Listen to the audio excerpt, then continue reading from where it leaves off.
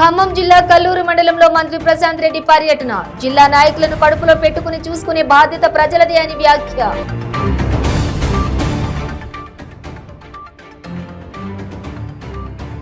ములుగు జిల్లాలో త్రుటిలో పెను ప్రమాదం. గుండెపోటుతో డ్రైవర్ మృతి, ప్రయాణికులకు తప్పిన ఘోర ప్రమాదం.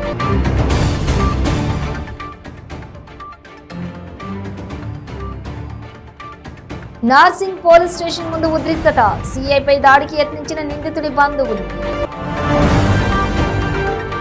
విశాఖలో మార్చి నెలలో 2 రోజుల పాటు G20 దేశాల వర్కింగ్ గ్రూప్ సమావేశం.